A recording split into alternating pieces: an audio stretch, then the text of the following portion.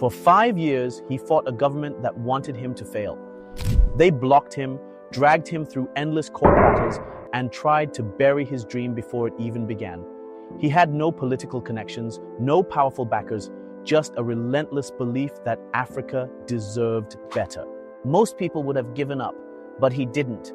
And today, his company is worth billions, and the same government that once tried to silence him now depends on the network he built.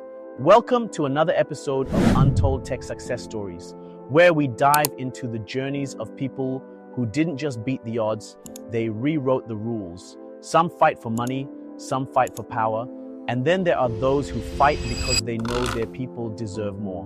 That's exactly what Strive Masiyiwa, the man who built one of Africa's largest telecom empires, did. But his road to success, it wasn't paved with funding rounds and Silicon Valley backing. It was paved with courtrooms, threats, and a battle against his own government. Born in Zimbabwe in 1961, Strive Masiyiwa had an early life that many could relate to. His parents weren't billionaires and there was no silver spoon waiting for him. But he was brilliant. At 12, he left Zimbabwe to study in the UK. Later earning a degree in electrical engineering, he could have stayed back, built a comfortable life in Europe, and never looked back, but he didn't. In the 1980s, he returned home to Zimbabwe with one mission: to make a difference. He started a small engineering firm, but as he worked, he saw a much bigger problem: communication. At the time, making a simple phone call in Zimbabwe felt like winning a lottery. The state-controlled telecom company was slow, inefficient, and only served the elite. Ordinary people, they had to wait years just to get a landline. Years. Imagine waiting that long just to be able to make a phone call. Strive had an idea: mobile phones. The future wasn't in landlines, it was in wireless communication, giving everyone, rich or poor, access to a simple mobile connection. He saw it coming long before the government did. So, in 1993, he applied for a telecom license to launch his company, Econet Wireless. And that's when the real battle began.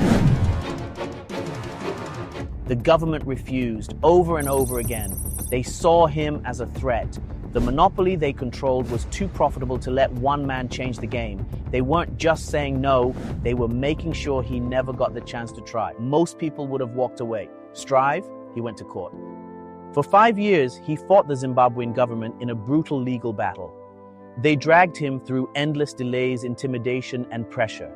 They wanted him to quit, but instead, he did something no one expected. He won. In 1998, Zimbabwe's Supreme Court ruled in his favor, breaking the government's monopoly and allowing Econet Wireless to launch. Within months, millions of Zimbabweans finally had access to mobile phones. For the first time, communication was no longer a privilege. It was a right.